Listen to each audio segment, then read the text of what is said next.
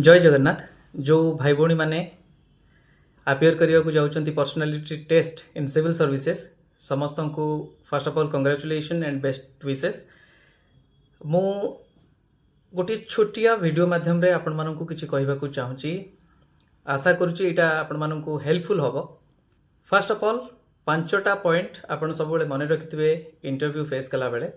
First, when you are entering into the hall और interview room, enter as a junior officer. Junior officer भली enter कले you can have the tendency of listening carefully. गोटे attitude develop करंतु जे मु सेठी जाउची मोरठू बहुत senior जो माने चीफ सेक्रेटरी रैंक रो बा रिटायर्ड भी करचंती से माने अछंती तांकटू बहुत किछि मु सिखिबी। सिखिबा मनोवृत्ति नै कि गले भय रहिबो नाही। You will take it as an opportunity to learn. निश्चित भाव में इंटराक्शन जिते जूनियर ऑफिसर करती आपण मैंने भी जानी जे सीनियर माने किसी प्रश्न पचारे ताकू रिप्लाई करिवार अछि आउ बी ऑनेस्ट। सेठी सेकेंड पॉइंट आसुची, try to engage with each and every member. आपण समस्त को रिचुअल भाव में लक्ष्य करिवार दरकार नहीं जे निश्चित भाव में तांकर आखिरे आखि मिसेबी, किंतु आपण जेतेबेले चाहिबे निश्चित भाव में किछि गोटे क्लू मिलिबो। तेणु आंसर देला बेले एक कथा सब बेले मन रखिथिबे जे मु डिस्कस करुची सीनियर ऑफिसर मानक सहित। तेणु डेफिनेटली समस्त को चाहिए उत्तर देवी ना कि एटा गोटे रिचुअल भली मु इंटरव्यू जाउची समस्त को चाहिए एतिकी सेकेंड। बहुत जन बहुत कोचिंग सेंटर कहिथिबे, किंतु मु आपण मानक कहबाकू चाहूची फॉरगेट एवरीथिंग। गोटे जिनस भावंतु जे रूम भितर जेते बेले 3-4 जन सीनियर मेंबर अछंती तांको सहित एंगेज रहिले तांकोटू किछि क्लू मिलिबो। जे प्रश्न पचारिचंती हुए तो डिसएग्री करिवे नोइंगली, किंतु अनोइंगली जे प्रश्न पचारि नांती से एग्री करि जाइथिबे आपणकर आंसर रे, तो आपण क्लू भी पाई जिवे जे you are on the right track. So ये गोटे इंटरव्यू हैक बोली आपण कहि पारंती, but it helps. Then third point मु कहबी जे बी ऑनेस्ट। जो भी रिप्लाई दबार अछि ऑनेस्टली दियंतु। क्वेश्चन जहाँ आसुची आपण जानि नांती ऑनेस्टली मानंतु, एडमिट करंतु सॉरी आई डोंट नो, आउ सेठी जणै दियंतु जे definitely I will go through and learn. आउ गोटे इंपोर्टेंट पॉइंट 4 नंबर पॉइंट जे whenever you are answering something try to substantiate.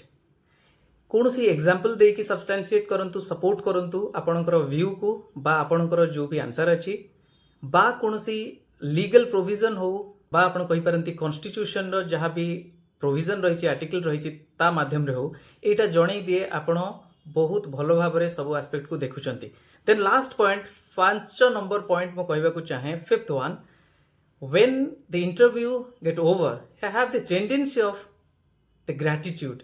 आपण एमिति गोटे ग्रैटिट्यूड रखंतु, कंप्लीटनेस आणंतु। नर्वस हो जातुनी हठात जदी बंद हैला बोली कहिदेले, you try to show your gratitude, thank you कहिकी आउ सेटा आपणकर रिफ्लेक्ट हवा दरकार जे you are showing your gratitude for this opportunity. आउ आसिला बेले come out as an complete man and confident man. समस्त कहिबे गला बेले कॉन्फिडेंटली जाओ, मु सेटा कहबिनी, निश्चित भाव में नर्वसनेस टिके रहिबो, किंतु आसिला बेले कॉन्फिडेंटली आसो, सेटा जणै दिए it doesn't affect you, you are not nervous. तो ए 5टा पॉइंट उपरे आपण माने ध्यान देबे।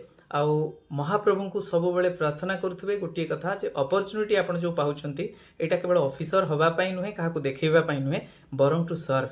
काहे कि ना मु एबे दिल्ली रे अछि से सब जिनस पई जेते बेले अन्याय हेई जाए, ऑफिसर माने कोट ना कोट ठीक से काम करंतिनी, लोक माने बहुत कष्ट पांती, अनेक समय रे अनेक न्यायालय रे द्वारस्थ होंती। जेमती मु भी बहुत समय रे देखिछि रास्ता रु नै कि न्यायालय पर्यंत लढिबारे, काहे कि ना जेते बेले लोक आपण मानक द्वारा भूल रो शिकार होई जेते बेले न्याय पांतिनी, से माने एठी सेठी बुलंती, से मानकर जो लुह आ से मानकर जो कष्ट निश्चित भाव में आपण मानक ऊपर पड़िबो। तेणु आपण भावंतु इटा गोटे बड़ दायित्व, से दायित्व पाई आपण निजको प्रस्तुत करंतु। आउ जेते बेले अपॉर्चुनिटी मिलुची पूरा ग्राब करंतु, आउ बहुत कॉन्फिडेंटली बहुत हम्बलनेस रखिकी आपण सेवा करंतु। आपण निश्चिंत से मानसिकता जदि रखिचंती आपण सफल हेबे, आ सफल हेई मते जणैबे। आउ एटा रहिला मोर आपण मानक पई जोटा टिप्स। आउ लास्ट रे खाली गोटे कथा कहबी जे बी ऑलवेज ग्रेटफुल। तो मो हिसाब रे आपण मानक पई प्रार्थना करबी जो माने जेन्युइन कैंडिडेट अछो एथर सिलेक्ट हो, आउ हेई सारला परे केबे भी भूल नाही जे you are grateful to all the members and elements of the society because ସମସ୍ତଙ୍କଠୁ କିଛି ଶିଖିକି ଆପଣ ଆଜି ଏ ସ୍ଥାନରେ ଅଛନ୍ତି, ଆଗକୁ ନିଶ୍ଚିତ ଭାବରେ ଅଫିସର ହେବେ। ରହୁଛି, ନମସ୍କାର, ଜୟ ଜଗନ୍ନାଥ।